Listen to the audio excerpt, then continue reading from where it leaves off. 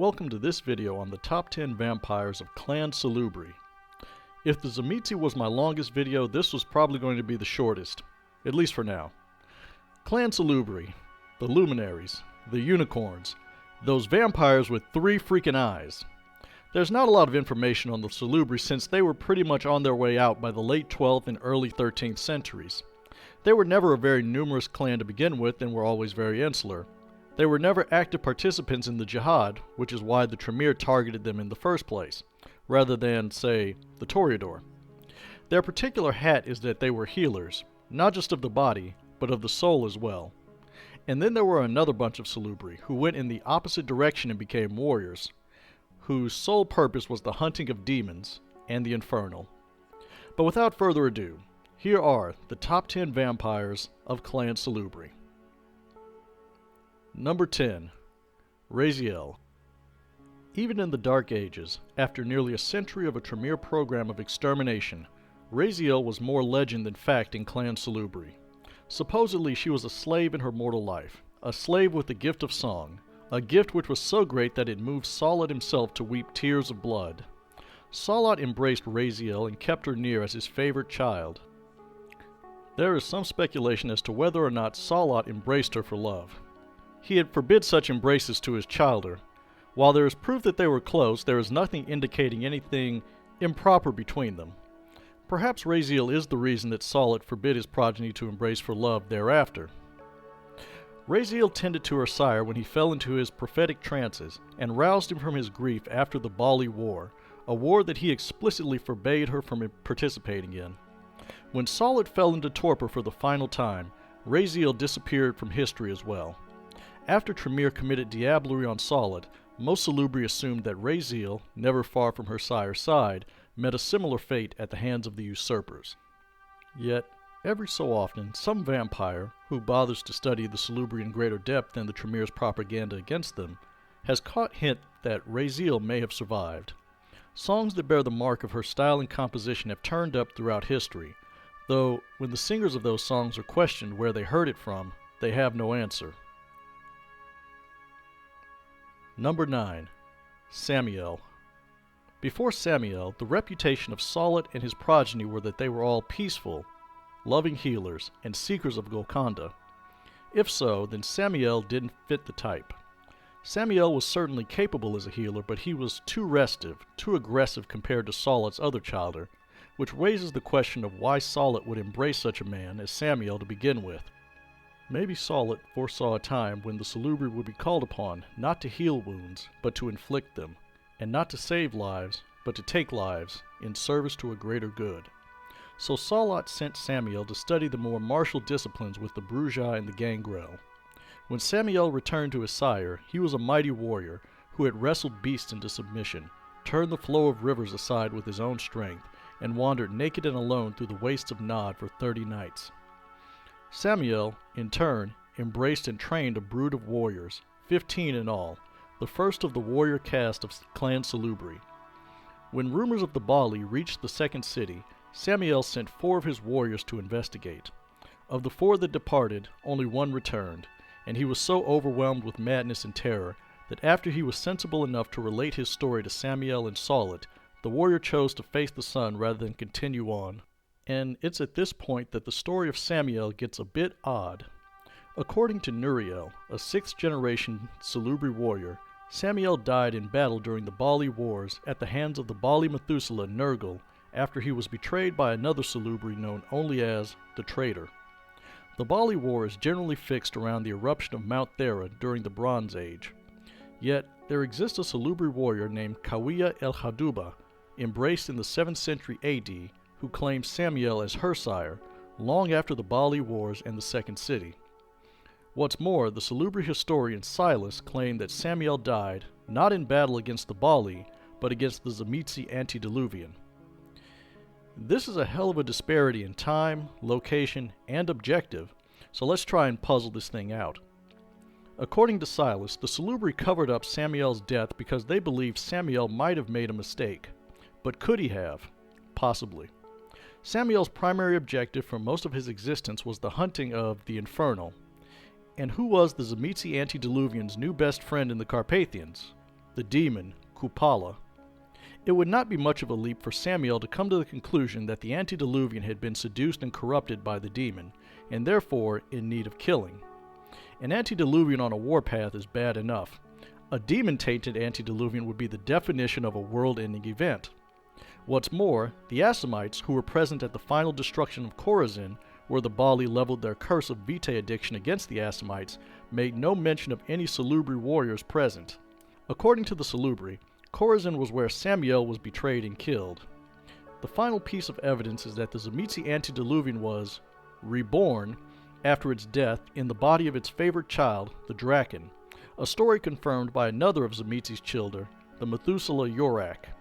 So it's likely that Samiel struck down the Tzimisce antediluvian, but was killed by the antediluvian in turn, who struck the first warrior's head off in its death throes. Number 8. Mokur. The journeys of Saulot in the Far East are shrouded in mystery.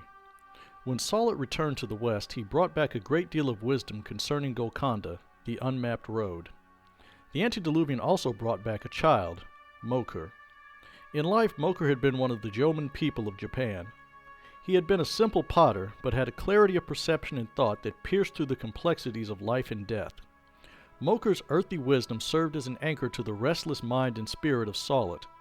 In time, Mokur went from being a disciple of Saulot to a teacher of Golconda in his own right. By the 16th century, after the deaths of Saulot and so many other Salubri elders, Mokur was the last remaining child of Saulot left in the world, pursued by those who desired his wisdom and his blood. Many studied under him: the Salubri warrior-turned-philosopher Rayzeel, the Bruja physician Eshmunamash of Tyre, and the Ventru sorcerer Cretheus, child of Prince Mithras. Cretheus, who had studied under Saulot and recorded his sayings, did likewise during his discipleship under Mokur, collecting their teachings into the Analects of Saulot and the Analects of Mokur respectively. The Tzimisce Danica Ruthven, after reclaiming her ancestral home of Hunadawara Castle from the Tremere, sent spirits of air and water to seek Rothriel's master, Mokur. Rothriel had been her teacher in the unmapped road, as Mokur had been his. 2 years later she found him, teaching a coterie of vampires in Tuscany, Italy. The Tzimisce sent a messenger inviting Mokur and his students to Hunadawara, where they would be safe. Since Tuscany was embroiled in a war between the Italians and the French, Mokur, for the sake of his disciples, made the long journey to Transylvania. Mokur remained at Hunadawara for a time, guiding the ragged collection of world-weary elders along the path to Golconda with parables and leading questions. One night, Mokur met privately with Danica Ruthven and thanked her for her hospitality. She accepted graciously, unaware that her master was not simply being grateful, he was saying goodbye. Later the servants informed Danica that Mokur had gone missing. The disciples searched for him until dawn, and then again the following night. But Mokur knew where he was going and what waited for him. His father, Saulot, had called him, and he would obey. The Tremere found Mokur on a lonely road in the mountains of Transylvania, several miles from Hunadawara Castle. Mokur calmly told them to take him to his father. Mokur submitted to the stake without a word. The Tremere hunters carried their prize to the chantry of Charis, where Etrius awaited. When the right hand of Tremere saw Mokur, he was greatly disturbed, as his mind drew back to his master's destruction of Saulot centuries before. The Salubri antediluvian had not resisted Tremere then, and here was Saulot's last remaining child, helpless before him, unresisting, just as Saulot had been. It had been Tremere himself who roused from his torpor to tell Etrius where to find Mokur on the road. But Etrius needed Mokur's blood, his power, to join the ranks of the fourth generation of the other inner counselors. And in 1525, Mokur met his end at the fangs of Etrius. Number 7. Ahab. Before the Salubri had the name of Tremere to curse, there was one whose infamy was so vile, whose treason was so base, that the Salubri committed damnatio ad memoriam against him, and erased his name from their histories.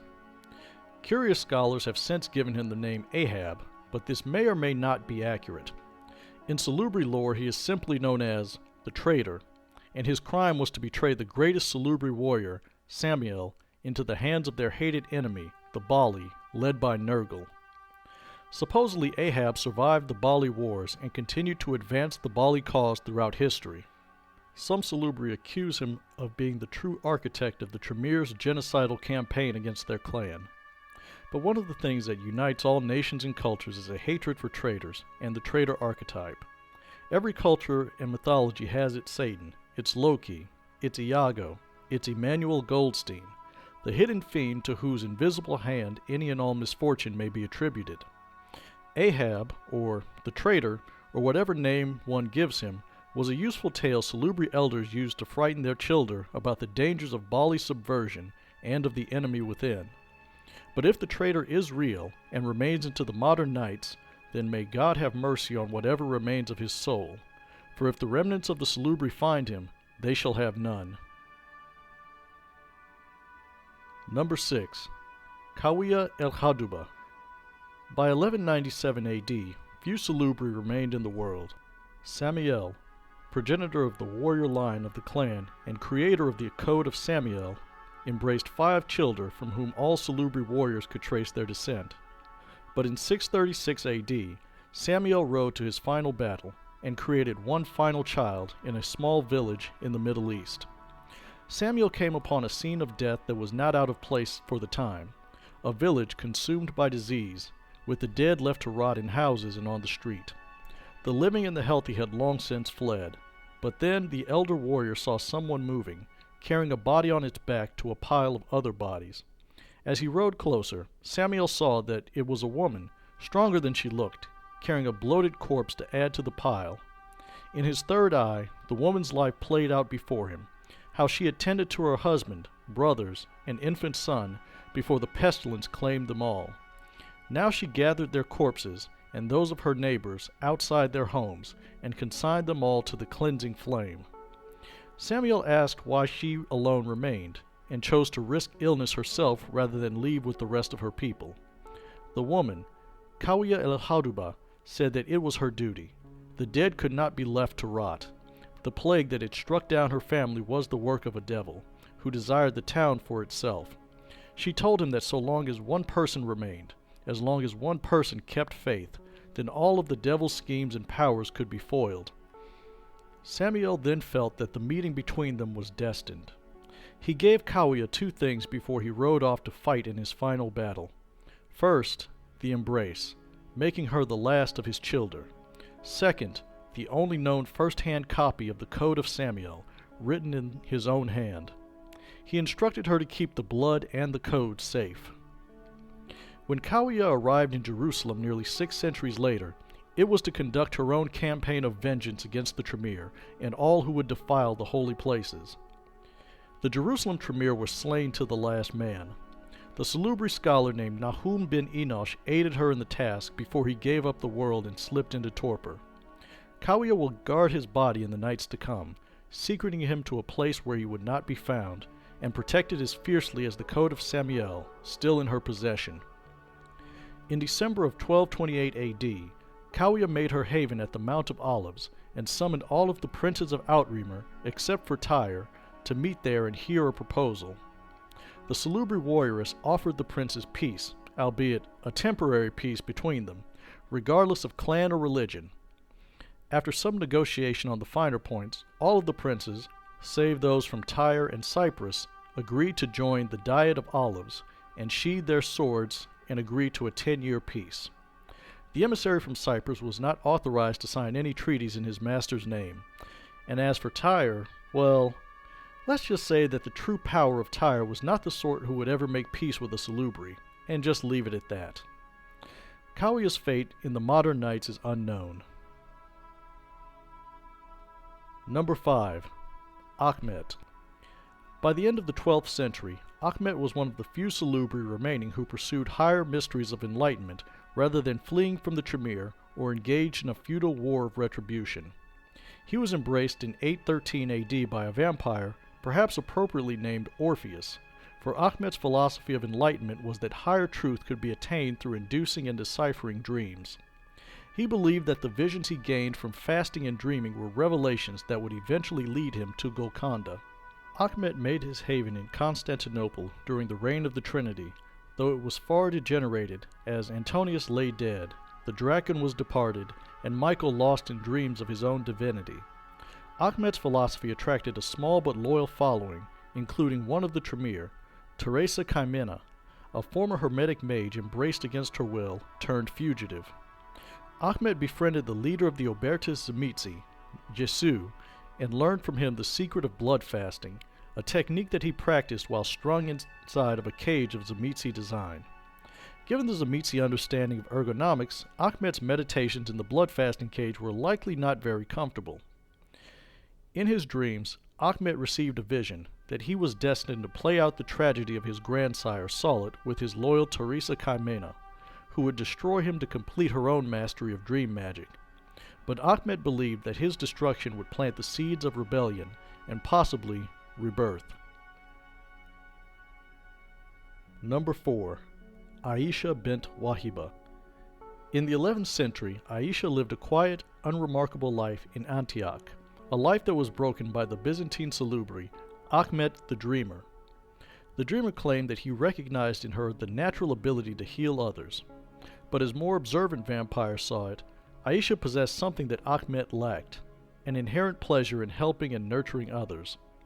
Aisha left her home in 1024 AD and traveled with her sire for nearly a century. When the Tremere diablerized Saulot in 1133, Achmet began to question his own methods and purposes, changing the relationship between sire and child. By 1140, Achmet made up his mind to return to Constantinople and pursue Golconda. As far as Aisha was concerned, Achmet had betrayed himself and the Salubri. Were there not more practical ways to pursue redemption than an eternity of fasting and dreaming? Sleeping is an escape, a refusal to deal with the realities of Caine's curse. Aisha rejected Achmet as self-centered for his pursuit of truth through dreams. If there was a path to Golconda, Aisha believed that it would be found in service to others. So Aisha left Achmet and traveled to Jerusalem. She petitioned the master of the Al-Bamaristan al-Salahi hospital, a La Sombra named Pacifico, to give her shelter. The La Sombra agreed, but only if she would help him acquire information from the ailing pilgrims. So Aisha survived, she healed, and she fed from the grateful. The La Sombra were pleased with this arrangement, as it preserved more than one of their valuable mortal assets. The Malkavian Bernardus occasionally stopped by the hospital, much to the chagrin of Aisha. While Bernardus' presence seemed to calm the patient's suffering, and he did help Aisha by safely escorting Salubri refugees in and out of the city, there was something amiss about him that Aisha could never quite place. Aisha used the La Sombra to smuggle Salubri out of Europe and into the East to safety, passing information through pilgrims returning home and directing Salubri to domains where they could find safety and welcome. But in 1216, Aisha's luck ran out. The Tremere at last found the nurse and sent her to final death. Number 3. Nahum bin Enosh. In his mortal life, Nahum bin Enosh was a scholar of the Talmud in the 2nd century AD. He had dedicated his entire life to the study of the law, and by the beginning of the 3rd century he was a wise but old man. On one particular evening, as he walked slowly home, he lamented about his impending death, not because he feared dying, but for all of the knowledge in the world that he would never be able to learn. Someone overheard his complaint, and in an odd way granted him his wish, an eternity to discover the secrets of the world. It was Saulot who granted Nahum the embrace. Nahum's unlife as a Salubri was nearly the same as his mortal life. For centuries he studied and passed on his knowledge to others. He agonized over the Talmudic prohibition against consuming blood with his Cainite condition, but eventually reconciled that if God allowed him to become a vampire, then a greater plan was at work for him, one that would permit him this single transgression. Despite the strength granted by Saulot's potent blood, Nahum had no interest in the warrior's path, and opted to become a healer instead, albeit a nominal one. Eventually, Nahum turned his full attention from matters of the Torah to the nature of demons and demonic pacts. What are demons? Why does God allow demons to continue to exist? What is the purpose of a demon? Can a demon ever be controlled? Is the very idea of controlling a demon simply hubris? Nahum plied his trade as a scholar and teacher for over 9 centuries, but the savagery of the Crusades and the Jihad greatly distressed the venerable Salubri. When he heard of Aisha bint Wahiba's efforts to provide her fellow Salubri with sanctuary in Jerusalem from the Tremere, he considered going to meet her. If anyone would have information as to Saulot's likely heir, it would be her. Nahum also wanted to meet with the Kabbalist mage Moses Maimonides, who, at the time, was serving as personal physician to the Islamic warlord Salah al-Din. Unfortunately, Nahum arrived too late. Salah al-Din was dead, and Maimonides had moved on. Aisha greeted Nahum as an honored elder and guest, and asked him to stay and help her with her work, but Nahum was put off by Aisha's Malkavian helper, Bernardus, who, to Nahum, showed some signs of demonic possession. Though he did not tell Aisha, Nahum considered traveling north of Jerusalem to the land of the Cappadocians, who were rumored to hold an ancient religious document of interest to him. After centuries of study and travel, Nahum retreated into torpor, and there disappeared from the pages of history. Number 2. Adonai. The Salubri warrior Adonai has waged a long and bitter vendetta against the hated usurpers of Clan Tremere. Adonai was a young warrior when Saulot met final death in 1133. By 1230, Adonai was the nominal leader of the faction of Salubri warriors called the Vengeful. Adonai's personal charisma, along with his possession of several fragments of the Code of Samiel, led other warriors to rally to his banner during the Dark Ages. Adonai's career in the intervening centuries is a mystery. It is rumored that he fell into torpor near Prague until sometime in the 20th century, when he was discovered by a Sabbat pack who told him of his clan's ultimate fate. Adonai re-emerged in the modern nights following the mysterious destruction of House Goratrix in Mexico, at the head of a small but deadly force of warriors who requested, or rather demanded, admittance to the Sabbat. Since then, Adonai and his Salubri anti-tribu have waged a sort of private war against the Camarilla, using the Sabbat as support, but largely holding themselves apart from the sword of Caine. As for Adonai himself, he treats the Salubri Furies like a knightly order of old, with himself as the Grand Master. Every year, during the Pala Grande, he conducts a private ceremony for the Salubri, where he bestows honors and titles on those warriors based on the foes they've slain and the battles they've won. Number 1. Mahtiel. Mahtiel dreams. Her dreams of mortal life are filled with war and death. Her people are killed, her home burned, their warriors dragged to mass graves, and the old, the women, and the children tied together and marched across fields and hills to the city of Rome, to be sold as slaves for the empire that had defeated them. The life of a field slave was hard, but the woman who was not yet Mahtiel had been made harder by suffering and rage. One day, the overseer who brutalized her and her fellow slaves lay dead at her feet. She was hauled off to die in the arena, to give sport to the citizens of Rome in her last moments. The master of the games thought it would be a better show if he dressed her as an Amazon, in armor with a sword. It was a good day's betting, as the woman not only survived her first bout, but won 2 in a row through sheer ferocity and bloody-mindedness. The master took her out of the arena and arranged to have her trained as a gladiator. When Mahtiel was brought down by an infected wound from the arena, she believed that her life had finally come to its end. But when she awoke, she was in a wagon. Her fever had broken. Firm but gentle hands bound her battle wounds and occasionally gave her water to drink. The healer told her his name was Israel, and that she was now free to do as she wished. Then he made her an offer, a cause to make her freedom worthwhile, and an eternity to fight for that cause. She accepted, and began training as a Salubri warrior. After her training, she received the blooding, and took the name Mahtiel. During her mortal training, she met Rayzeel, another child of Israel, already of the blood for nearly 2 millennia. He was tall, strong, graceful, and with an easy sense of humor. She saw him again after her embrace, and again after her blooding. Each time she saw him, well, her heart would have fluttered if it still beat. And Rayzeel was infatuated with her. He found more reasons to visit his sire and seek his counsel and catch a moment alone with Mahtiel. They considered whether their love was prescribed by the command of their grandsire, Saulot, when he said, not to embrace for love. But since they were already embraced, they concluded that the admonition did not apply to them. They formed a powerful mutual bond and became lovers and partners in war and peace. For centuries they rode together, fought together, slept together, and laughed together. When Tremere diablerized Saulot, his death sent a shockwave through the clan. The warrior Salubri debated whether or not to marshal a crusade against the Tremere, as they once had against the Bali. The majority of warriors eventually decided that revenge was against Saulot's will, but a faction of vengeful Salubri refused to abide by the majority's will and renounced their blooded names, and then took the names of fallen angels and rode off into the night to hunt down the usurpers. Mahtiel was sorely tempted to join them, and tried to persuade Rayzeel to go as well, but after centuries of killing, he was at last tired of it.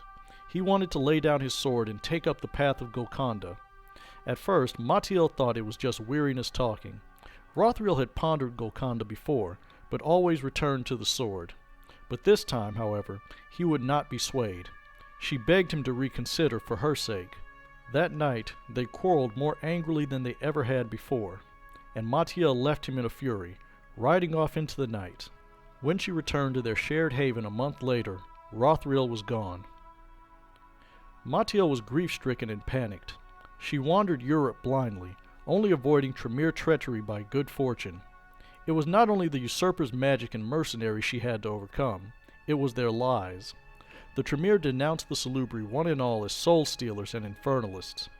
Mahtiel had to fight for her unlife in a domain that had once been hospitable to her. Even in her pain, she cut down every Tremere she came across in vengeance for her murdered brothers and sisters. One night, before she lay down to sleep for the day, she heard Rayzeel call out to her through their blood bond. His voice reached up from inside of her into her heart and mind, calling out to her for help. All of her anger and frustration washed away as she had to see him one more time, and to help him. The next night she packed her arms and armor and rode off in the direction of his call. But she arrived too late. As she was 100 miles from Hunedawara Castle, she felt Rayzeel's blood turn to ash in her veins, as their blood bond shattered. She rode on, pushing her horse until it was half dead from exhaustion. Her heart tore in half as Danica Ruthven, the Tzimisce mistress of Hunedawara, told Mahtiel of the battle to reclaim her stronghold from the treacherous Tremere, and how Rayzeel, Ruthven's tutor in Golconda, had fought against a clutch of Tremere gargoyles and been torn apart. Rage, anguish, and loneliness roiled in Mahtiel as she gathered Rayzeel's ashes and rode off to lay her love to rest forever. Mahtiel returned to Ezrael's haven only to find it in ruins. She then searched for other Salubri. She chanced on another warrior who had little to say to her. There were no signs of any healers left in the world. She found a companion in the Malkavian mystic Demetrius, who helped her fend off a Tremere attack. Demetrius then suggested that they return to Hunedawara Castle, an idea that the weary Salubri warrior found acceptable. When they arrived, Danica Ruthven offered them sanctuary and hospitality. When the Nkanu, gathered at Hunedawara, made their pact with the demon, Mahtiel had only one desire: to see Rayzeel again. In the modern nights, Mahtiel spends most of her time in torpor, awaking only annually to renew the pact with the rest of the Nkanu. The waking world is a place of suffering and regret for her. She dreams only of Rayzeel, of their joy together, but some nights her spirit roams the halls of Hunedawara Castle, searching for him. When she reaches the place of Rayzeel's death, her spirit falls to its knees and weeps. And those were the top 10 vampires of Clan Salubri. The Salubri always felt kind of half-done. The idea of holy vampires, healer vampires, holy warrior vampires, it's an interesting concept as a faction or a sect, a different path for a vampire to take instead of moping around about how they are eternally damned and rejected by God, or going full-on Lost Boys and enjoying the ride to hell. Ultimately, the Salubri never really felt like an actual clan. They were just there to demonstrate the lengths to which the Tremere would go for power, and to give an in-universe excuse for the Tremere to have their own set of Methuselahs and antediluvians on their team. Well, the Tremere ate their way to success, except they might have gotten outplayed in Jihad 4D Vampire Chess by Saulot. Coming up next, and capping off this series on the top 10 vampires, the demon-worshipping, sin-purveying, soul-selling clan, or bloodline depending on who you ask, the Bali. Until next time.